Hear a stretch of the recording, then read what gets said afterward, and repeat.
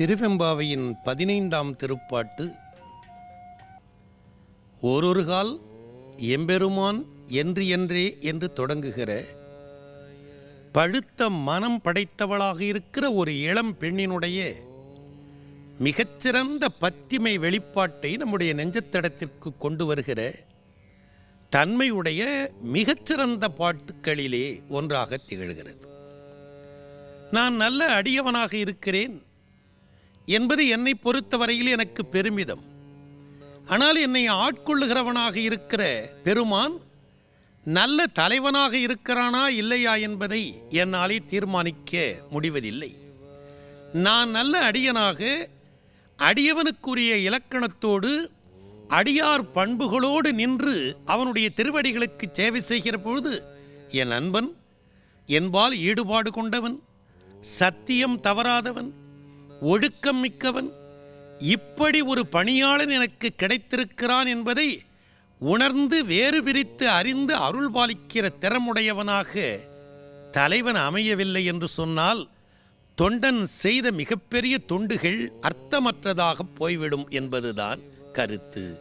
ஒரு பெண்ணினுடைய மிகச்சிறந்ததாகிய பத்திமை வெளிப்பாட்டை பார்த்துவிட்டு சூழ இருந்த பெண்கள் வியந்து பேசுவது போல இந்த அருமையான பாட்டை மாணிக்கவாசக பெருமான் நமக்கு சொல்லி காட்டுகிறார். அந்த பெண்ணை சுட்டிக்காட்டி அவள் எப்படிப்பட்டவள், என்ன செய்கிறாள் தெரியுமா?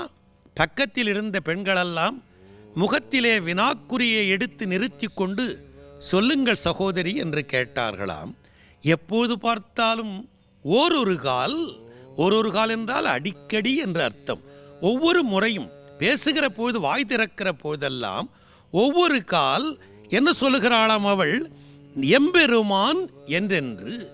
இதோ இருக்கிற இந்த சிவன் என் தலைவன், இதோ இருக்கிற இந்த பெருமான் எனக்கு எல்லாம், இவன்தான் என்னுடைய வாழ்முதல் என்று எம்பெருமான் என்று என்று என்றால் தொடர்ந்து அவன்தான் எனக்கு தலைவன் தலைவன் என்று பேசுகிற பொழுதெல்லாம் சிவனை என்னுடைய தலைவன் தலைவன் என்று இந்த பழுத்த மனத்து பெண் சொல்லிக் கொண்டிருக்கிறாள் என்றென்று என்ன செய்கிறாளா?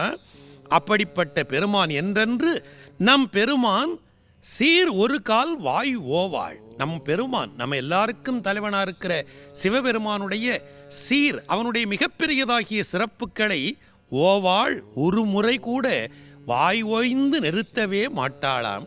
அவனுடைய உண்மையான புகழ் எத்தனை உண்டோ அத்தனையும் திரும்ப திரும்ப திரும்ப தன் வாயால் எடுத்துச் சொல்வதில் பெருமகிழ்ச்சி கொள்ளுகிறவளாக இவள் இருக்கிறாள்.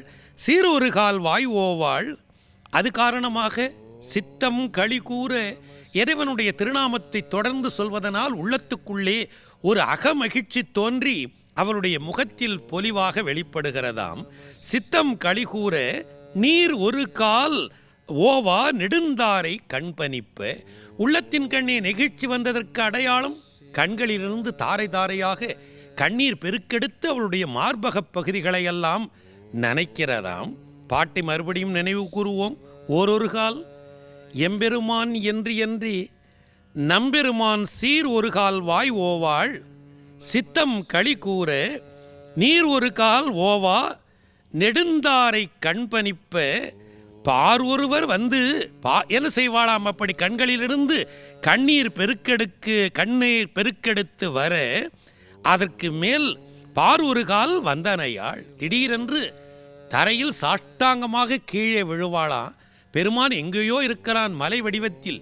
தரையில் தன்னுடைய எல்லா உறுப்புகளும் தோய்வது போல் விழுந்து பார் ஒரு கால் வந்தனையாள். வந்தனையாள்னா அதன் கண்ணே சென்று தன்னுடைய மேனியை பொருத்தி தரையில் விழுந்து வணங்குகிறாளா. விண்ணோரை தான் பணியாள். அங்கே ஒரு கடவுள் இருக்கிறார், அதோ அந்த மலை மேல் ஒரு இறைவன் இருக்கிறான். அவனை விட்டுவிட்டு ஏனடி பெண்ணே இவனை வணங்குகிறாய் என்றால், போங்கள், இவன்தான் எனக்கு எல்லாம் என்று இன்னொரு தெய்வத்தை திரும்பி கூட பார்த்து கைகூப்புவதற்கு இவள் தயாராக இல்லை என்றால், சென்று நாம் சிறு தெய்வம் சேர்வோம் அல்லோம், சிவபெருமான் திருவடியே சேரப்பெற்றோம் என்ற பெருமிதமுடையவர்களாக இருந்த அடியார்கள் பெருமையை ஒரு பெண்ணின் மூலமாக சொல்லுகிற முயற்சியை மாணிக்கவாசகர் மேற்கொள்ளுகிறார். என்னன்னா, விண்ணோரை தான் பணியாள். வானத்து தேவர்களில் அவன் இவன் எவனையும் நான் பணிய மாட்டேன் என்று நின்று கொண்டிருக்கிறாளாம். அதை பார்த்துவிட்டு இப்படிப்பட்ட பெண்ணொருத்தி, அவளை ஆட்கொள்ளுகிறவனாக இந்த திருவண்ணாமலையில் எழுந்தருளியிருக்கிற பெருமான் 2 பேருடைய தன்மையையும் எண்ணி பார்த்தால் பேரறையர்க்கு இங்கனே பித்து ஒருவர் ஆமாறும். பேர அரையன் மிகப்பெரியதாகிய மன்னனாக விளங்குகிற இந்த சிவபெருமான் திருவடிகளில் இப்படி ஒரு பித்து பிடித்த பெண்ணையும் இந்த உலகம் இதுவரை பார்த்ததில்லை. பேரறையர்க்கு இங்கனே பித்து ஒருவர் ஆமாறும். இப்படி பித்து பிடித்தவனாக ஒரு பெண் இருக்கிற காட்சியையும் இதற்கு முன்பு உலகம் கண்டதில்லை.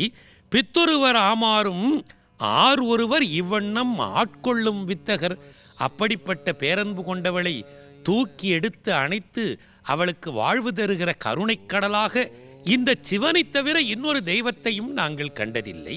எனவே அளப்பரிய பத்திமையில் அவள் இருக்கிறாள் என்பது கூட எங்களுக்கு ஆச்சரியமில்லை. அந்த பத்திமைக்கு உரிய அங்கீகாரத்தை தருகிறவன் எங்கள் பெருமான்.